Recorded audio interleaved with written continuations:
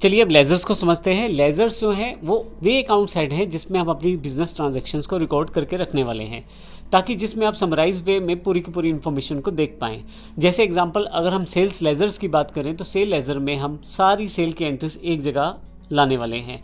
इस तरह से परचेज़ की जो लेज़र है उसमें परचेज़ की सारी एंट्रीज आने वाली हैं, जो कैश लेज़र रहेगा उसमें कैश की सारी एंट्रीज आने वाली हैं। तो इस तरह से लेज़र जो है उससे हमारी ट्रांजैक्शन जो है वो रिकॉर्ड हो जाएगी वहाँ पे और हम समराइज वे में अपनी इन्फॉर्मेशन को देख पाएंगे। किसी भी बिजनेस एंट्री को लेज़र से पास होके जाना ज़रूरी है, जो कि लेज़र्स के द्वारा ही संभव है। लेकिन जैसे मैंने पिछले सेशन में बताया कि लेज़र्स जो है वो हमारी जहाँ अकाउंटिंग ट्रांजैक्शन को रिकॉर्ड करती हैं, वहीं पे ग्रुप्स उन लेज़र्स को इकट्ठा करके हमें समराइज वे में इंफॉर्मेशन देता है। मैं इस तरह से भी कह सकता हूँ कि ग्रुप जो रहता है, एक ग्रुप काफ़ी सारी लेज़र्स को बिलोंग करता है या काफ़ी सारी लेज़र्स को रिप्रेजेंट करता है। जैसे बैंक अकाउंट हमारा एक ग्रुप है, लेकिन ये हमारे काफ़ी सारे बैंक अकाउंट्स को, इसी तरह से सन्ड्री क्रेडिटर्स डेटर्स हमारे जो बिजनेस के लेनदार हैं, देनदार हैं, उनकी इन्फॉर्मेशन हम यहाँ समराइज वे में देख पाएंगे। अब अगर ग्रुप की बात करें तो हर लेज़र को किसी न किसी ग्रुप के अंतर्गत आना ज़रूरी है, तभी आप उस लेज़र में ट्रांजैक्शन कर पाएंगे। जो ग्रुप्स हैं टैली ने पहले से ही प्री डिफाइन कर रखे हैं, उन ग्रुप्स में ही आपको किसी न किसी लेज़र को रखना होता है। जब भी आप कोई लेज़र बनाए तो उस लेज़र को एंट्रीज प्रोसेस करवाने के लिए आपको किसी न किसी ग्रुप में उसे अंडर रखना पड़ेगा, तभी वो उस पर आप काम कर पाएंगे।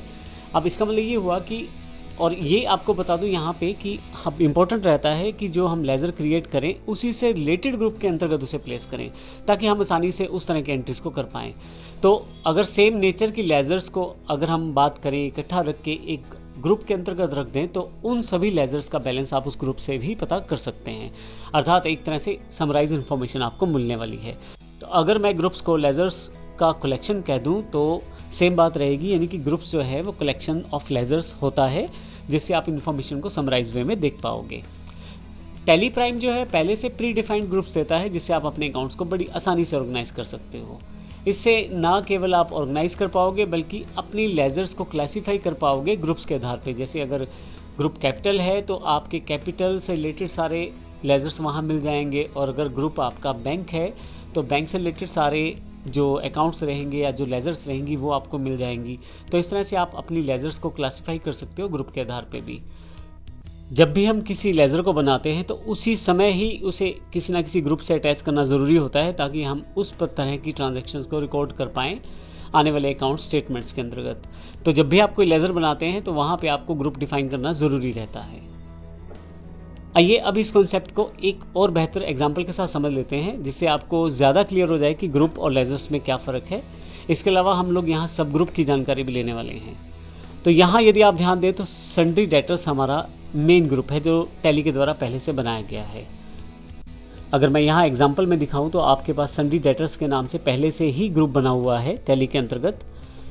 तो ये ग्रुप पहले से प्री डिफाइंड है, जिसको हमने वहाँ स्पेसिफाई किया है। सन्ड्री डेटर्स वे पार्टीज है जिनसे हमने पैसा लेना है। टैली प्राइम ने पहले से ही हमें सन्ड्री डेटर्स के नाम से एक मेन ग्रुप अवेलेबल करवा दिया है। अब यहाँ यदि आप देखें सन्ड्री डेटर्स के अंतर्गत मैंने यहाँ पे नॉर्थ स्टेट डेटर्स और साउथ स्टेट डेटर्स दो सब ग्रुप्स क्रिएट किए हैं।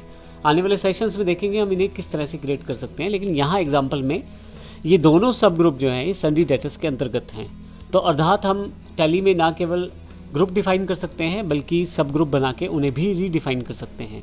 तो ये दोनों जो सब ग्रुप है ये सन्ड्री डेटर्स के अंतर्गत हैं। नॉर्थ स्टेट डेटर्स में मैं अपनी लेज़र्स को स्पेसिफाई करता हूँ। पंजाब वाले डीलर्स के लिए Poonia traders, Phonex services, UP dealers के लिए your value company, universal associates, Haryana के लिए हेड स्टार्ट कंपनी।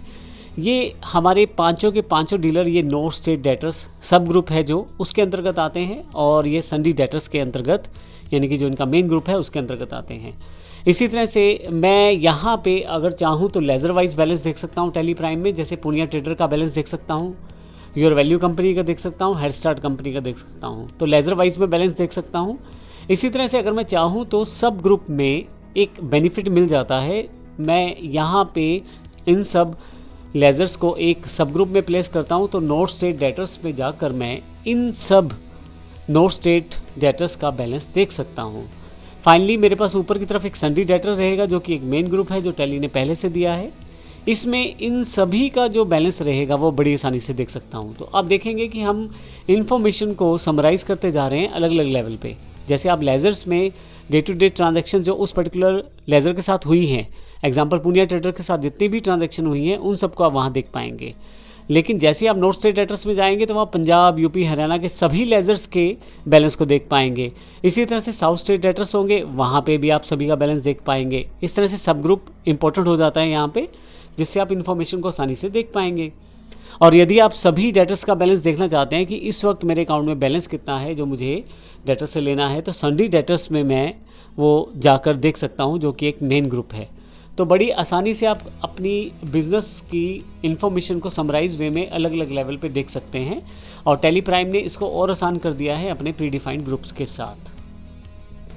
तो इस सेशन में हमने जानकारी ली हमारे पास लेज़र्स क्या है, ग्रुप क्या है, सब ग्रुप क्या है, कौन कौन से लेवल पे किस तरह से हम इन्फॉर्मेशन को देख सकते हैं।